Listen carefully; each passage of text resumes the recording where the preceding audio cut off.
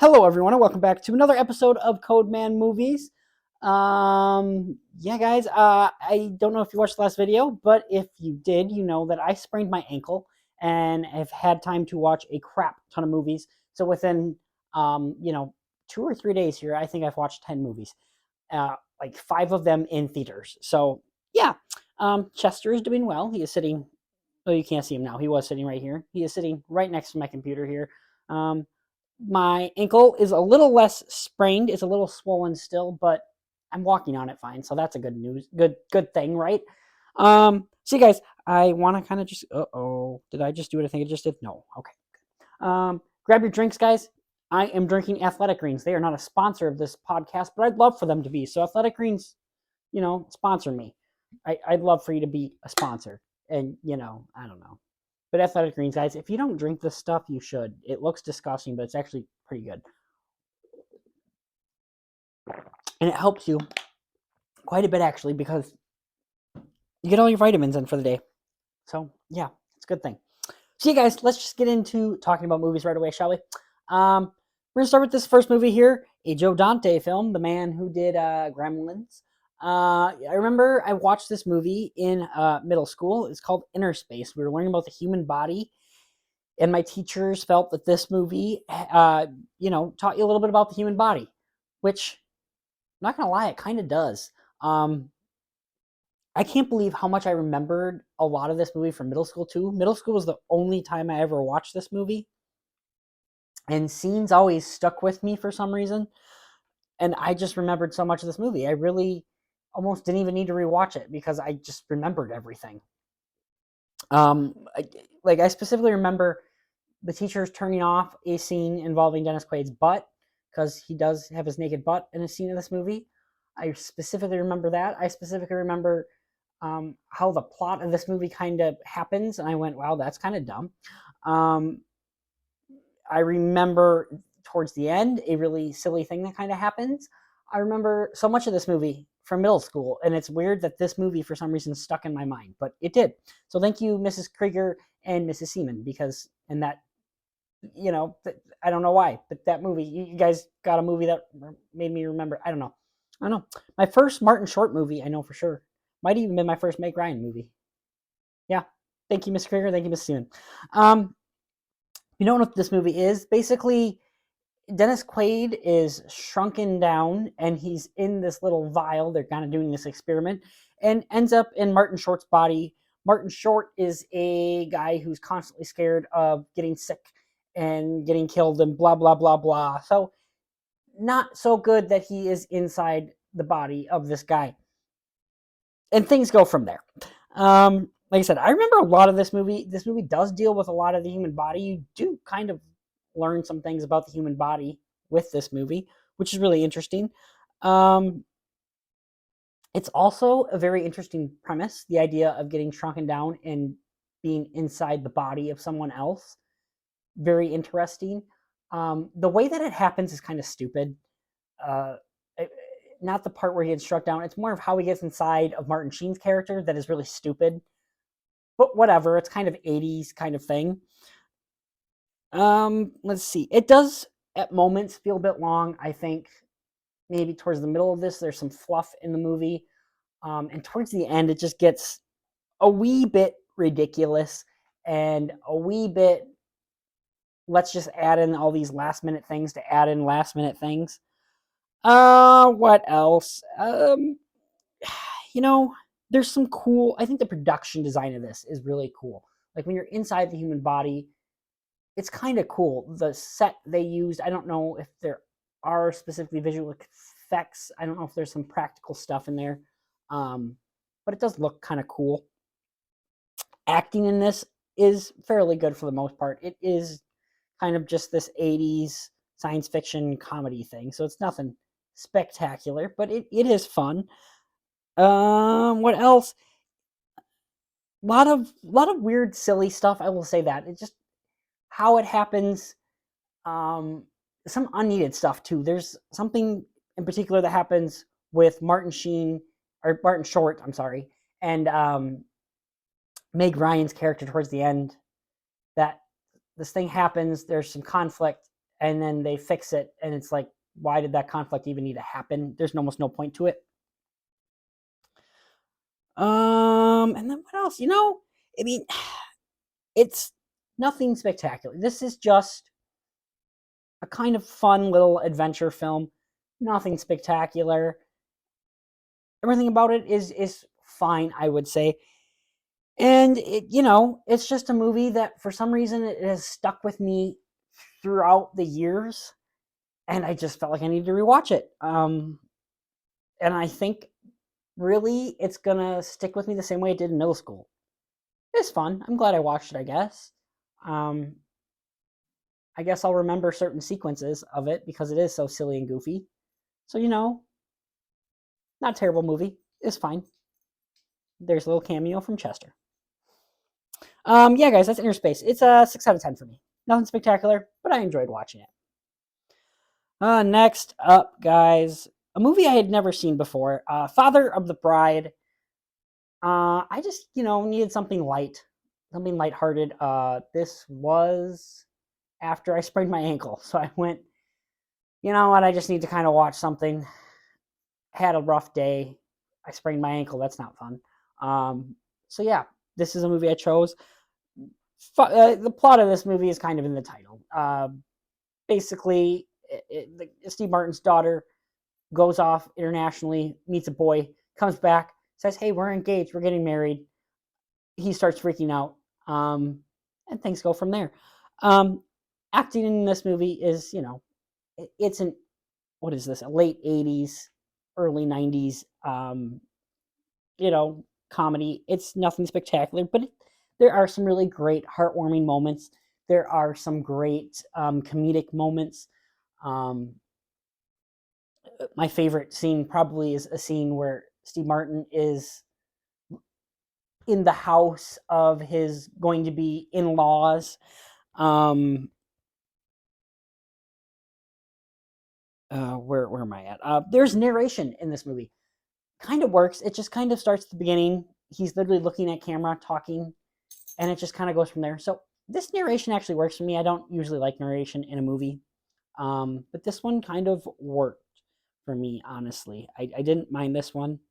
Yeah, you can see Chester's head a little bit. Hi, buddy. Hi. Aw, see, isn't he so adorable? He's so affectionate and gentle and friendly. And he is a good boy, aren't you, Chester? Yeah, he's a good boy. He is leaning against the leg, though, that I sprained my ankle. So, how nice of him to do that. It doesn't hurt too much, but it is pinching. Kind of annoying. Whatever. Also, with that scene at the in-laws, it doesn't really, it just kind of cuts. What happened after that? How did he talk his way out of that one? And it's kind of brought up later on, but again, what, there's nothing explanation for that. I find that very interesting. Yeah. So this is nothing we haven't seen before. Meet the Parents is basically this. Hey, buddy, don't touch the computer. Get your paw off that computer. You get your paw off my computer. There you go. The plot is nothing we haven't seen before. Meet the Parents kind of essentially does this plot just from a different perspective, essentially. There's some decently funny moments. This isn't the most funny movie in the world. There are some heartfelt moments. Steve Martin's character is obnoxious and over the top and way too overprotective. Reminds me of my actual parents, though, so maybe he's not that over the top and overprotective. It has its moments. It was a good movie for me to watch after, spraining my ankle. So I'll give it that. What am I going to give this movie? I'll give it a 6 out of 10. I would say it's still a good movie. It's nothing, again, it's nothing spectacular, but for what it is what it is. I am scratching his belly with my foot because I don't want to reach down and pet him. Next up, guys, I went to bed, actually, was trying to sleep, couldn't sleep, so I turned on Father of the Bride Part 2, ended up staying up till like 3 o'clock in the morning watching Father of the Bride Part 2. This is a movie that does something a little different, at least. The sequel that does something a little different. Finds out his daughter's pregnant, and then he finds out his wife is actually pregnant too. So it does something different. There is a plot point in which the house gets sold. It does not need to be in the movie. It felt like, oh boy, let me fix that for you guys. There we go. I apologize. It felt like they just wanted Eugene Levy to come back in the movie, so they made this little subplot and put him in there. It's not necessarily at all. I feel like I laughed maybe a little bit more during this one. I think Martin Short's character, who is really kind of unnecessary for this movie, but it is still funny, and they kind of make it work in the sense they're like, oh, he's a friend of ours now. He's hilarious in this movie. There's a lot of things he does in this movie that are just great. There's also, again, like the first, just things that kind of happen and they're not really addressed. Like Steve Martin takes sleeping pills, and they're supposed to be really good sleeping pills. Like you will not wake up for like a day, and he wakes up immediately as they get to the hospital. Like, well, okay, they all of a sudden have worn off. You're not even drowsy. Like, okay, yeah, similar to the first, guys. There's some good comedic moments to this. There's some heart to this that really work. Is this anything spectacular? No. But it's fun. It's got some beautiful, heartwarming moments that I actually enjoy. I don't mind them at all. And like I said, when you're having a day where you sprain your ankle, it's not a bad thing to watch. It really isn't. It's just light, fluffy movie. It does have some over the top kind of parenting kind of things with it. But I will say I like the ending of this one a lot more than the first, I would say, I guess, in the sense that it just has this beautiful message of truly letting go and finding what's best for you in life and such like that. I enjoyed this one. I enjoyed this one just as much as the first, I would say. Um, I, I think these movies are just fine. I'll give them a 6 out of 10. Same thing as the first. As far as what one's better, I think I laughed maybe more during this one. I think the plot of the first one's probably better. I don't know. They're both just fine movies. I'll probably never watch them again. Maybe. I don't know. Maybe when I sprain my other ankle. I don't know. We'll see. Next up, guys, Shazam. This is a movie that came out 2 days before my birthday in 2019. I remember going to see it and really enjoying it. I remember having a blast watching this. I remember liking it a lot more than I thought I was going to. So it was a pleasant surprise for me. If you don't know the plot of this one, basically a 15-year-old boy ends up, I think he's 15, 14 or 15, I don't know, 15, ends up getting superpowers. And whenever he says the name Shazam, he turns into a superhero, played by Zachary Levi. I think all the performances in this are really great. Dylan Grazer is absolutely fantastic. We saw him in It. Great actor. I love Dylan Grazer. I can't wait to see where he goes with his career. Zachary Levi plays a really great little kid superhero kind of thing. Let's see. Villain Mark Strong. He's absolutely great in this. He's very menacing and creepy. His motivation is kind of weak. I mean, it's there, but it's nothing spectacular. This movie is a superhero movie, but it feels like a very low budget superhero movie, almost like Deadpool kind of felt. For example, there's like just a superhero montage scene where he's learning his powers. And it's just a lot of fun. That's not necessarily something you see in a superhero movie, like the Marvel superhero movies most of the time. But it's just fun. It's funny. It's wonderful. It's light. It's just a fun movie. There is foster parents in this movie that are just fantastic. They're hilarious, and they totally work. Some of the special effects don't necessarily fully work. This is a movie that had a cheapish budget, so you kind of let it go, and it works for what the movie is. Um, yeah, I just kind of like the story of this one. It is simple. It is kind of stuff we have already seen, but also does something a little bit different. Um, there's a cameo towards the end of this movie that is just great. I absolutely love it. Um, yeah, tone doesn't always work with this one either. It's kind of all over the place at times. The humor gets to be a little too much, but it works for what the movie is. And, I enjoyed this movie for what it is. Um, I don't know what else to say about this one. I don't have much else to say about this one. It is just a good, fun superhero movie. Got some good, funny moments in it. It's got some good heart in it, and I enjoyed it. Shazam. I'll give this one. I'll give this one an 8 out of 10. I enjoyed this movie quite a bit.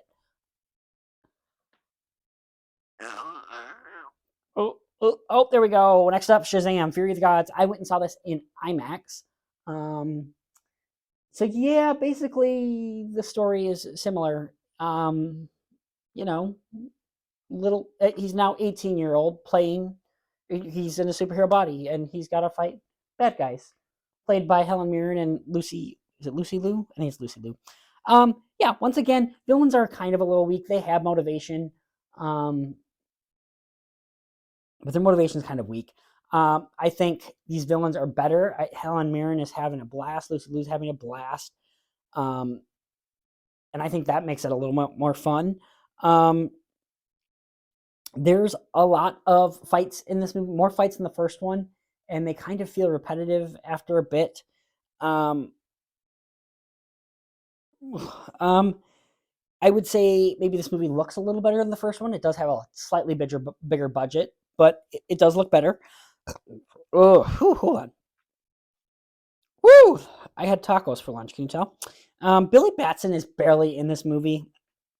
The kid who, says Shazam and turns into the superhero.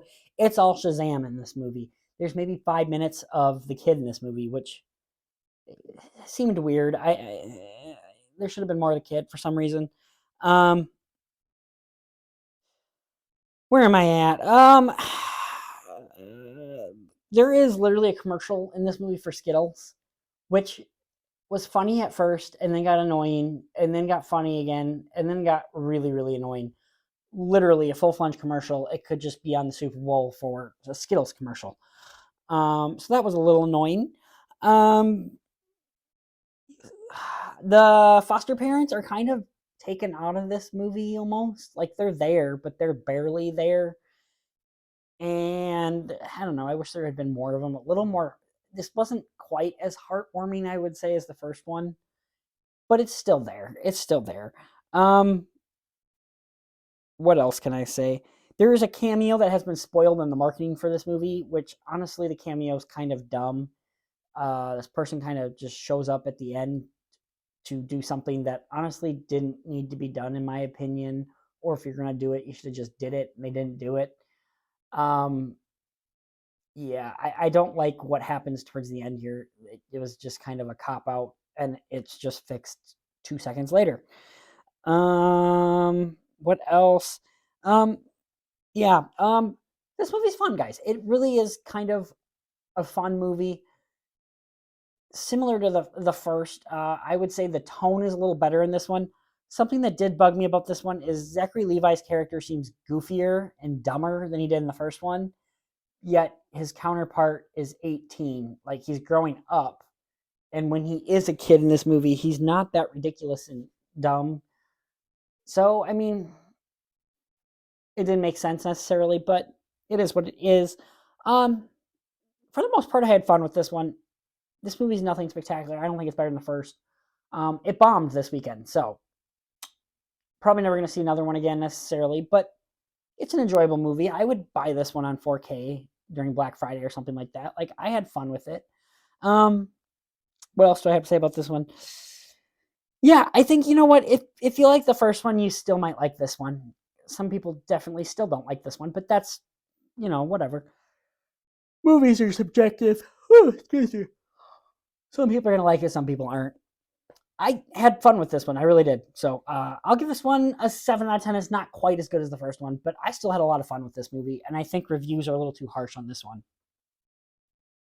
Next up, guys, Inside. This is a movie starring Willem Dafoe, and he is this art thief and is robbing the penthouse of some really rich guy in New York and ends up getting locked into this apartment. He can't get out of this apartment. And things kind of go from there. This is a very interesting movie. It is a very artsy movie in the sense that it is beautifully made, I guess you could say. There's a lot of like interesting shots of like Willem Dafoe eating ice, for example, that just kind of stays on him eating ice. And there's just some really interesting things in this movie, I would say. Um, the character of this apartment is really interesting. This is a very bougie apartment, I would say. You see in the poster here, he's standing like in this shallow pool. It's not a pool to swim in, it's more of like a fountain in this New York apartment. You're literally looking out at New York. It's a bougie apartment, so there's some bougie things in it. Um, Making a movie with just one person in it, because that's really what this movie is. It's just Willem Dafoe essentially stuck in an apartment by himself. That's a risky thing. It can get boring real fast. And this movie, for the most part, does not necessarily get boring. I would say towards the middle, there are moments where it's too long, really. It's an hour, 45 minutes, could be an hour and 30. That's probably would have been a better runtime. Oh, excuse me. Um, so yeah, I think maybe 15 minutes shorter and it would have been a lot better. And there's just some weird things that happen throughout the movie. You're not necessarily sure if he's losing his mind or if these things are actually happening, which, I wish there's a little more clarity in some of the scenes of this movie. Um, there's just some weird things in this apartment too. The pool's not even the only thing. There is a refrigerator that if the door's open too long, you know how some refrigerators beep to let you know that, hey, the door's still open. This refrigerator plays a song. And I love the use of the song. I love the song, and I love how the song is annoying at first and then kind of becomes entertaining. And I just love how the song changes from scene to scene. Um, what else? There's not a whole heck of a lot to say about this one necessarily.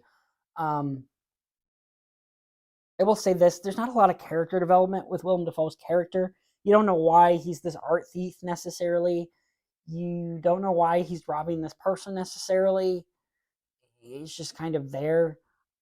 We don't really learn anything about the person he's robbing. It's just kind of Willem Dafoe is Willem Dafoe, and he tries to rob this place and gets stuck in the place. So yeah, the ending is just kind of a bit. I don't know. It's just kind of there. This movie's fine. It's not the most interesting movie in the world. Willem Dafoe does give a great performance. For the most part, he does. He is able to keep the attention throughout the entire movie. But at the same time, it does get boring. So he doesn't fully get away with it. Um, it's fine. It's not the greatest movie in the world. It's not the worst though. I still kind of enjoyed this movie. I'll give this one like a 7 out of 10. I love what Defoe does. I love his range with this. I love that there's moments where he's going crazy and other moments where he's just trying to get out of this stupid apartment and he just can't get out. So yeah, Inside gets 7 out of 10 for me. Another movie I think reviews are just a little too harsh on this one. Oh, spoiling. Next up, guys, we have Operation Fortune. This is a new Guy Ritchie movie. Basically, this group of people essentially have to do a heist. They have to steal back something that has been stolen. I'm not the biggest Guy Ritchie fan. I maybe like a few of his movies, and that's it. His style is not necessarily my thing. Um, so yeah, I wasn't super excited for this one. I actually really enjoyed this movie. This movie is kind of like a mix of Mission Impossible with James Gunn or James Bond. Yeah, with a little bit of James Gunn actually kind of in there with like I don't know, like some Marvel-y kind of stuff, like Captain America kind of feels to it, like Winter Soldier. There's a couple scenes where I was watching this, like this feels like Captain America: The Winter Soldier. So it's kind of just a mixture of everything in this movie. Um, it's a fun movie. I actually really did enjoy this one. There is this plot point with this character here. He is an actual actor in the movie, so they're using an actor for this heist, and he is hilarious. Um, all the cast really does a great job. Hugh Grant is a very interesting, over the top, kind of ridiculous villain. My favorite character in this has to be Aubrey Plaza's character. I think she did such a great job, and I just loved her character in this movie. Um, yes, Jason Statham is Jason Statham in this movie. It's the same he always is. Carrie Elway is great in this movie too. I don't remember how you say his name. I think it's Carrie Elway. I forget. But yeah, all the cast in this is really fun. All the characters in this movie are kind of fun. It's kind of ridiculous and over the top, but it kind of works. Oh, this movie also reminded me of Massive Talent, The Unbearable Weight of Massive Talent. Definitely some unbearable weight of massive talent in this movie. Um, yeah, it doesn't feel necessarily. There's moments that definitely feel Guy Ritchie, but it feels, I don't know, like one of his lesser Guy Ritchie kind of feeling movies for some reason. Um, and I enjoyed that. I'm glad. I think the action sequences in this were very fun. Those felt a little more Guy Ritchie. I think the heist is kind of fun. I think what they do during the heist and such is really fun. Um, the humor in this works for the most part. Uh, and the movie's just fun. This movie, again, like I've been talking about with all the rest of these movies, this movie is nothing spectacular, but it is kind of fun. I enjoyed myself while watching this movie. And again, another movie that I just feel like reviews have been a little too hard on, because this movie knows what it is, and it is fun, and I think it accomplished that. It's just a fun, dumb movie. I had some fun, dumb fun in this. So yeah, um, it's a Guy Ritchie movie. It's kind of fun. Uh, I'll give this one a 7 out of 10. This was an enjoyable movie. I think it is a bit too long. I think there's some things that are just a little too ridiculous that don't necessarily fit in for the world. And there is some just over the top stuff that happens that are take you out a little bit. But for the most part, this movie is just really fun. Next up, guys, Champions. This is a remake of a Spanish film, which I did not know that before going in. Um, Basically, a man is forced to do community service, and that community service is coaching a special needs basketball group. I think they all have Down syndrome, if I remember correctly. And this was a movie I was not at all excited for, really. It is from one of the directors of Dumb and Dumber, so I was kind of excited in that sense. Excuse me. The trailers, though, just weren't necessarily getting me with this one. I actually thoroughly enjoyed this movie. This movie has a lot of heart. It is really funny. I cannot believe this movie is PG-13. Like, I thought for sure this movie was rated R. It's PG-13. This movie's pretty crass. It has some really interesting humor, some rude, crude language at times. Um, but it's kind of a fun movie. The Down syndrome people in this movie, they're not kids.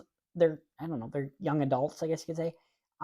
They're treated as characters, and they're not, glorified as special needs or anything like that. They're just people. And I love that about this movie. Um, the movie is very cliche, but it does have a lot of heart, and I don't know, it kind of works. It is funny at times. There's quite a few moments where I was laughing out loud. I have worked with special need kids in high school.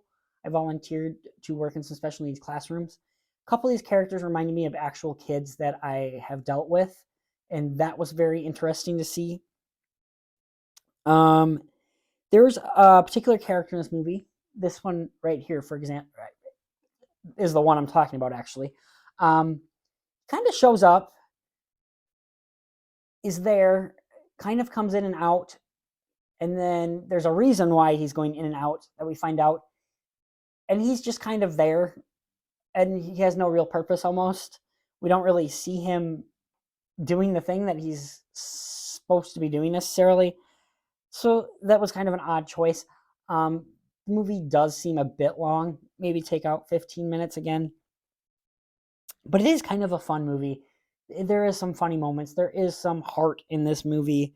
Um, I just kind of had a good time with this one. I think this is another movie that if you sprained your ankle, this is a good kind of movie to watch.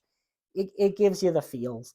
Um, Not the greatest movie in the world, not the worst movie in the world. Woody Harrelson is a great lead for this, and you totally buy him as the guy that's being forced to do community service. Um, his character specifically, though, yeah, at first he's very uncomfortable with everyone, and he changes very quick, and we don't really see him change all that much. And I would have liked to have seen a little bit more of that, I guess. Um, yeah, what else? Not a lot else I will say about this. Some of the jokes do land, some of them don't. Some of them are, excuse me. Some of them are just poop and pee jokes and dick jokes. For the most part, I thought the jokes though do work in this movie. Um, I'm gonna stick with the last grade I had for the last two movies. I'm gonna say 7 out of 10. This movie is good. Nothing spectacular, but it's enjoyable. Um, yeah, if you get a chance to see this one, I would recommend it. Watch it with a full crowd that are laughing. I had I don't know, maybe 10, 15 people in there. We were all laughing together, and it's a fun experience to see a comedy in a theater together with a bunch of strangers. Next up, guys, I went and saw Scream 6 again. This movie has been a movie that everyone I talk to seems to not like this one as much as Scream 5, whereas I'm the exact opposite. I like this more than Scream 5. Um, I love so many things, so much about this movie. The opening action sequence is one of the best openings of a Scream movie, in my opinion.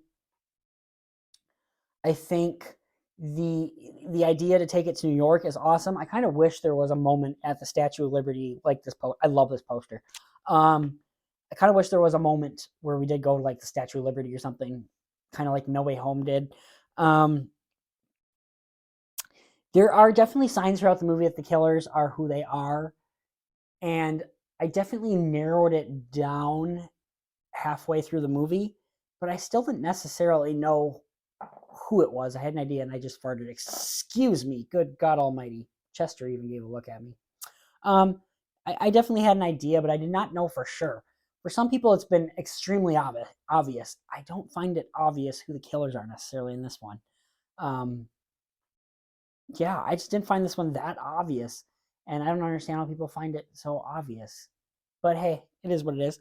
Um, what else can I say about this one?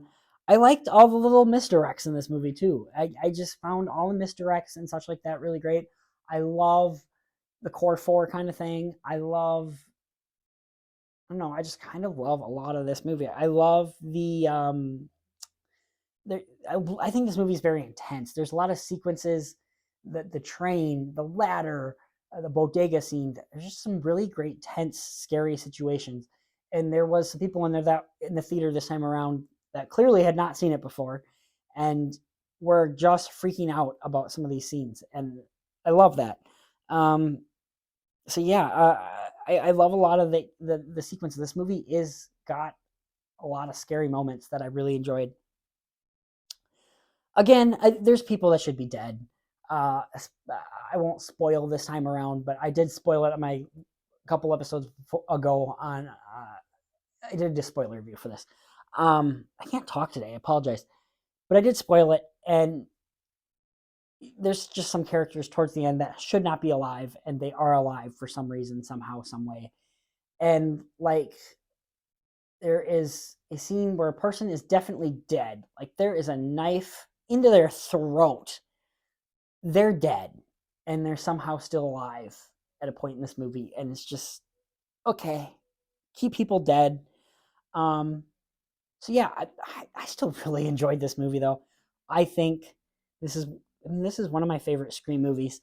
I did a ranking in my film club, and I think I did 1, 2, 6, 5, 4.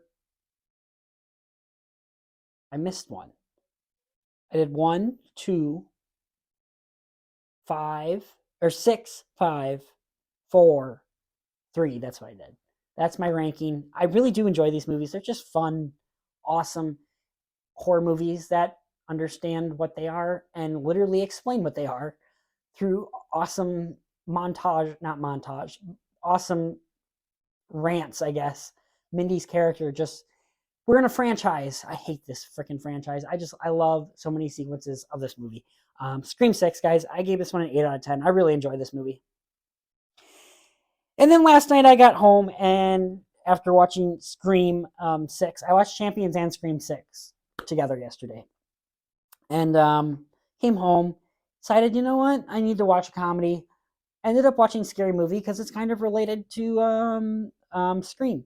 And I don't know, this movie's really dumb, but there are some funny moments. The opening sequence, which is the, making fun of the first Scream movie, I thought it was quite humorous at times. My favorite sequence in this movie is when they're making fun of Scream 2's opening, because I just know I've been to the theater so many different times where people have been that person just talking in the theater, and I want to stab them. Get it? Stab. Because, yeah. Okay.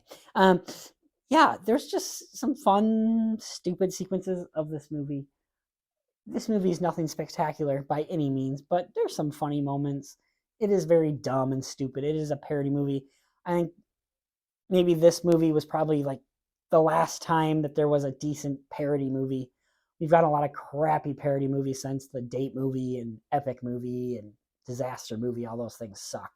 So yeah, I enjoyed this movie well enough. It's nothing spectacular, but it is fun to make fun of Scream, a franchise that I've been watching a little bit of because the new movie came out. So yeah, guys, that is it for the movies that I've seen, like literally in the last 4 days. John Wick comes out this week, so I will be watching that, watching all 4 of them. I'll watch other movies. I'm going to the theater tonight to see a mystery movie from Regal. I'm not sure what movie this is. I think it's like 2 weeks earlier than what it's supposed to come out or something like that. So I am excited to go see this movie tonight. I still need to go see 65. I hear it's not very good, so I'm not excited to see it. So I might go see that too. Yeah, guys, that's about it for this episode. I hope you guys have enjoyed. I hope you guys have a great week. If you have not gotten athletic greens, you should really get athletic greens. They really do kind of taste good.